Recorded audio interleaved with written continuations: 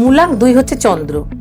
তো এটা নিশ্চয়ই বলার কোনো অপেক্ষা রাখে না যে চন্দ্রের মানুষরা প্রচণ্ড আর্টিস্টিক, প্রচণ্ড ইমাজিনেটিভ, প্রচণ্ড পরিমাণে, সব থেকে ইম্পর্টেন্ট হচ্ছে প্রচণ্ড পরিমাণে ইমোশনাল হয়। শুধুমাত্র ইমোশনাল কথাটাকে তোমরা কোন পজিটিভ দিক থেকে নেবে আমি জানি না, তবে চন্দ্রের মানুষেরা ইমোশনালি ভীষণ পরিমাণে অ্যাক্টিভেটেড হয়। এবং আর একটা খুব নেগেটিভ ক্যারেক্টার হয় চন্দ্রের মানুষদের, তারা প্রচণ্ড লেজি হয়। একটা সারা মাসের মধ্যে একটা সময় থাকবে দেখবে চন্দ্রের মানুষদের নড়তে ইচ্ছা করে না। এটা সব চন্দ্রের মানুষদের ক্ষেত্রেই, বেশিরভাগ ক্ষেত্রেই দেখা যায়। কিন্তু যেটা আজকে বলার বিষয়, কম্প্যাটিবিলিটি, চন্দ্রের মানুষের সাথে বেস্ট কম্প্যাটিবিলিটি হয় আর একটা চন্দ্রের মানুষের নয়। তাহলে তো দুজনেই মানে পুরো জীবনটাকে মানে একই ইমোশনাল হ্যাসেলে কাটিয়ে দেবে।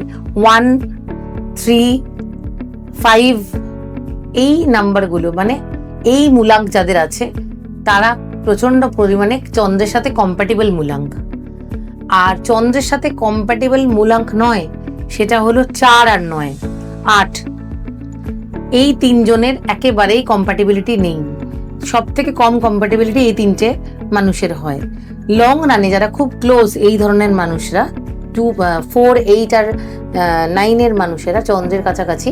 অ্যাকচুয়ালি 4, 8 আর 9 তিনজনেই খুব অ্যাক্টিভ মানুষ, খুব বেশি করে কাজ করতে পছন্দ করে, খুব একটুতেই তারা ক্লান্ত হয় না। তার ফলে চন্দ্রের মানুষের সাথে তাদের ঠিক খাপ খায় না। সেই জন্য তোমরা যখন এই কম্প্যাটিবিলিটি নিয়ে ভাববে, এটা নিয়ে অবশ্যই ভেবে দেখো যে তোমরা কি ধরনের পার্টনার তোমাদের সাথে চাও।